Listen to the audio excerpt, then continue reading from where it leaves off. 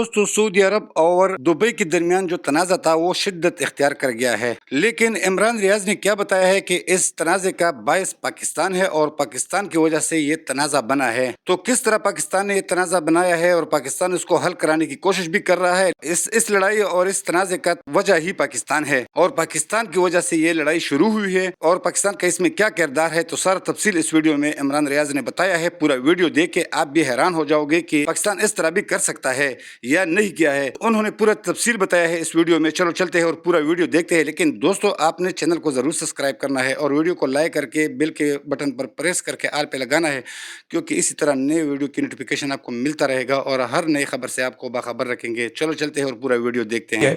और इसके ऊपर हम काफ़ी काम करते रहे माजी में, तो ये हम बेहतर अंदाज में समझ सकते हैं। थोड़ा सा टाइम आपको देना पड़ेगा। ये पूरा कन्फ्लिक्ट मैं आपके सामने निकाल कर रख देता हूं कि एक्चुअली वहां हो क्या रहा है। सबसे पहले आप एक नक्शा देखें। ये जो नक्शा नंबर 1 है ना, इसमें आपको नजर आएगा नीचे रेड कलर का एक कंट्री है छोटा सा, इसको कहते हैं जिबूती, और ऊपर आपको यमन नजर आएगा जो ब्राउन कलर का है।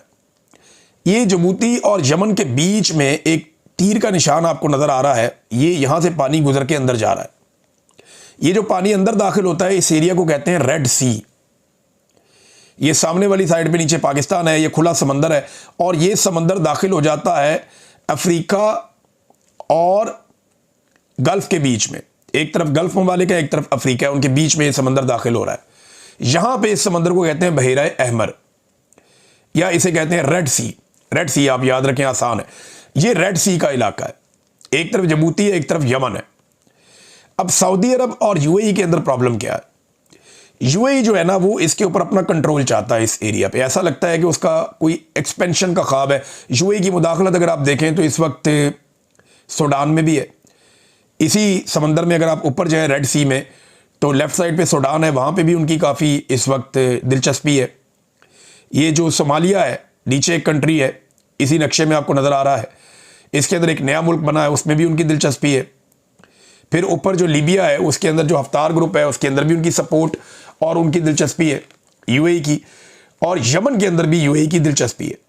सऊदी अरब ये चाहता है कि सारा का सारा यमन इकट्ठा रहे एक कंट्री की तरह, और वो एक मरकजियत हो उसके अंदर, वो मुल्क कंट्रोल किया जाए। यमन की बाकायदा एक हुकूमत होनी चाहिए। उनका फार्मूला यह है कि बागियों को शिकस्त देकर यमन पूरे का पूरा कंट्रोल में रहे एक हुकूमत के। ये सऊदी अरब का फार्मूला है। जबकि यूएई जो है वो जोर लगा रहा था जनूबी यमन में चाहे वो एक अलहदा रियासत ही क्यों ना बन जाए। उनकी ज्यादा दिलचस्पी जनूबी यमन में थी, और जनूबी यमन वो इलाका है, जनूब का इलाका, जहां पे अदन है। ये जो अदन और जिबूती है ये आमने सामने है और इनके बीच में से ये समंदर ऊपर की तरफ जा रहा है। तो अगर ये यहां पे अमारात का कोई एक ग्रुप या बागियों का एक ग्रुप, एसटीसी उसे कहते हैं उस ग्रुप को, अगर वो यहां पे अपनी एक अलग रियासत या अपनी एक अलग कंट्रोल वाला एरिया बना लेता तो सामने वाली साइड पे और इधर वाली साइड पे कंट्रोल होने की वजह से यूएई इस रास्ते पे मुस्तकिल तौर पे अपना कंट्रोल हासिल करता या अपनी ताकत बढ़ा लेता। और इस रास्ते को कहते हैं बाबुल मंदब। ये बाबुल मंदब पे जिसका कंट्रोल होगा ना, वो तेल की सबसे बड़ी गुजरबगाह पे उसका कंट्रोल होगा, क्योंकि ये वो रास्ता है। अब आप एक और मैप देखें, ये थोड़ा सा आप आगे जाएंगे तो आपको और मैप्स नजर आएंगे। ये जरा बड़ा मैप है, इसमें यमन को व्हाइट करके दिखाया गया, बाकी सारे ब्राउन है। ये जो बिल्कुल आपको एक लाल लकीर नीचे नजर आ रही है ना, बाबुल मंदब लिखा हुआ है वहां पे, ये लाल लकीर दाखिल कर रही है रेड सी के अंदर, यहां से गल्फ ऑफ अदन में से। यानी ये जो जितने भी ममालिक हैं जिनके पास तेल है, ये सारा तेल चाहे वो इराक का हो, ईरान का हो, वो तेल जो है वो आपका कतर का हो या आपका यूएई का हो या आपका ओमान का हो या सऊदी अरेबिया का हो या यमन का हो, ये सारा का सारा ये गल्फ ऑफ अदन से होता हुआ बाबुल मंदब से होकर रेड सी में दाखिल होता है। लेकिन रेड सी तो ऊपर जाके बंद हो जाता है। ये है असल कहानी। रेड सी ऊपर जाके बंद नहीं होता। ये आपको मैं कुछ और तस्वीरें दिखाता हूं। ये बाबुल मंदब से आप ऊपर गए, आप रेड सी में दाखिल हो गए। ये सारे बहरी जहाज जो है वो अपनी मसनूआत और पेट्रोलियम मसनूआत और बाकी चीज़ें लेकर ये ऊपर की तरफ जाते हैं, जहां पे दोनों तरफ मिस्र आ जाता है। जब मिस्र बीच में आ जाता है दोनों तरफ, तो एक नहर निकाली गई थी जिसे स्वेज कैनाल कहते हैं। ये आप देखें रेड कलर की आपको स्वेज कैनाल नजर आ रही है। ये रेड सी से मेडिटेरेनियन सी का एक रास्ता है। यहां से ये दूसरे समंदर में दाखिल हो जाता है और ये वो समंदर है जो यूरोप को जाके लगता है। तो गल्फ से जितना भी सामान लेकर जाना है या यूरोप से जितना भी सामान लेकर आना है, उसके लिए एक बहुत इंपॉर्टेंट गुजरगाह है जो इजिप्ट में से गुजरती है, मिस्र में से, उसे स्वेज कैनाल कहते हैं। ये गुजरगाह इस्तेमाल करते हैं बड़े बड़े बहरी जहाज, और ये दो दुनिया के बड़े समंदरों को मिलाती है। अगर ये दो समंदर इस नहर के जरिए ना मिले ना, तो फिर क्या होता है, फिर एक बहुत लंबा चक्कर लगता है। यानी आपको पूरा का पूरा एक बरे आजम क्रॉस करना पड़ता है, अफ्रीका का खतरनाक पानियों में जाना पड़ता है, और आपकी मुसाफत कई कई महीने बढ़ जाती है। लिहाजा जो मुसाफत है उसको 10 से 15% करने के लिए या बहुत कम करने के लिए ये रास्ता बहुत इंपॉर्टेंट है, और इस रास्ते पे जिसका जितना कंट्रोल होगा वो उतना ताकतवर होगा, उतना पावर में होगा। ये है जनाब यूएई और सऊदी अरब का मामला कि यूएई चाहता है कि यमन के अंदर जो जनूबी यमन के इलाके हैं वहाँ पे यूएई के जो सपोर्ट है जिन लोगों को, वो वहाँ पे ताकत में हो और वहाँ पे यूएई का कंट्रोल हो। इसी तरह सूडान में यूएई अपना कंट्रोल चाहता है, लीबिया में चाहता है।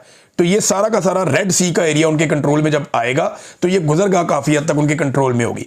ऊपर मिस्र के अंदर जो है वो आप देख लें, ये मेडिटेरेनियन सी जो है उसकी तरफ जाने वाला जो रास्ता है ये मिस्र के बीच में से निकलता है, स्वेज कैनाल में से, और ये रेड सी को और इसको मिला देता है। अब ये तजारती गुजरगाह है और सदियों से लड़ाइयाँ इन्हीं चीज़ों पे होती हैं। तो माल का मामला है नादरीन, और तो कोई मामला है नहीं। अब इसके ऊपर सऊदी अरब की जानिब से एक बड़ी इंपॉर्टेंट डेवलपमेंट हुई है, बहुत बड़ी ब्रेकिंग है, और ये बड़ी ब्रेकिंग इसलिए है कि सऊदी शाह सलमान जो खुद बादशाह हैं उनकी ज़ेर सदारत काबीना का एक इजलास हुआ और 2 टोक एलामिया जारी किया गया। कौमी सलामती के तहफ़्फ़ुज़ के लिए किसी भी इक़दाम से गुरेज नहीं करेंगे। यमन में बिला जवाज़ कशीदगी यूएई के वादों की मुताबिकत नहीं रखती। उम्मीद है अमारात यमनी गिरोह को किसी भी किस्म की फ़ौजी या माली मावनत नहीं देगा, यानी जिन्हें वो मजबूत करना चाहते थे उन्हें मजबूत नहीं करेंगे।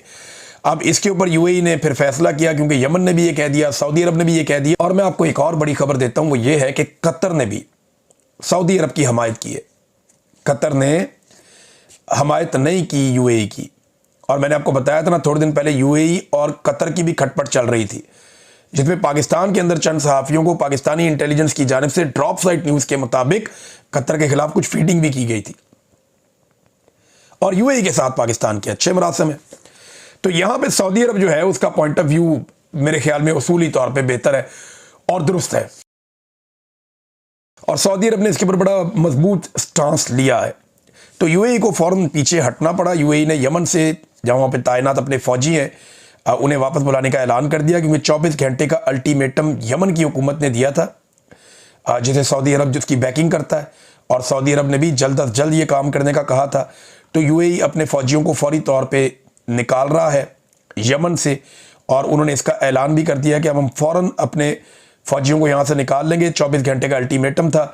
तो ये एक डेवलपमेंट है जो मैंने आपके साथ शेयर की। पाकिस्तान को क्या करना होगा, देखिए पाकिस्तान अगर इसके अंदर एक किरदार अदा कर सकता है सालसी का, अगर कर सकता है, मुमकिन है। अव्वल तो हम ना इस सारी लड़ाई में हम कहाँ पे खड़े होंगे, हम तो सबसे पैसे लेते हैं, इनसे भी लेते हैं, उनसे भी लेते हैं, उनसे भी लेते हैं। तो जो पैसे लेने वाला है उसकी बात कौन सुनता है। लेकिन चलें अगर सुनी जाए हमारी बात, तो फिर ये है कि पाकिस्तान को सालसी का किरदार अदा करना चाहिए, कोई साइड नहीं लेनी चाहिए, क्योंकि सारे ममालिक में पाकिस्तान की लेबर बहुत बड़ी तादाद में काम कर रही है और वहाँ से बहुत ज़र मुबादला आता है पाकिस्तान में। तो पाकिस्तान को इसमें अपने घोड़े रोक कर रखने पड़ेंगे।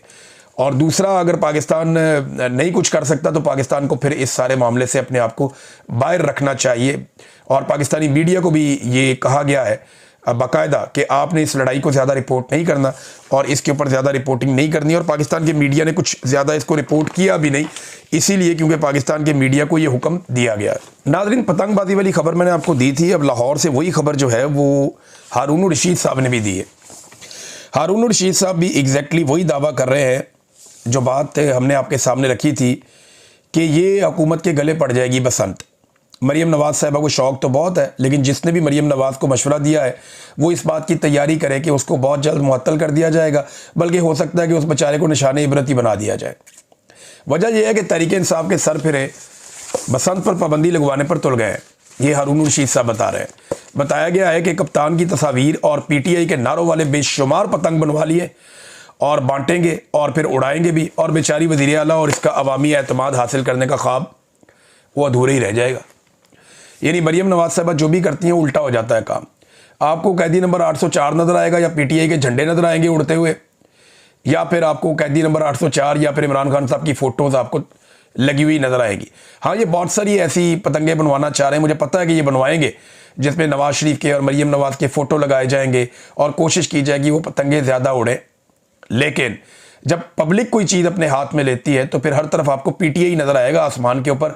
जो झंडा आपको पीटीआई का बड़े लंबे अरसे से पंजाब में नज़र नहीं आ रहा, वो आपको पंजाब के आसमानों पर बसंत के दिनों में नज़र आ जाएगा। और इसके ऊपर पुलिस किस किस घर में घुसेगी, किस किस को पकड़ेगी, किस किस को गिरफ्तार करेगी। ये पतंगे बनाने वाले भी बेशुमार हैं, बनवाने वाले भी बेशुमार हैं, और ये कुछ कर नहीं पाएंगे। अब तक के लिए इतना ही। अपना ख्याल रखिएगा, अपने चैनल का भी। अल्लाह हाफ़िज़।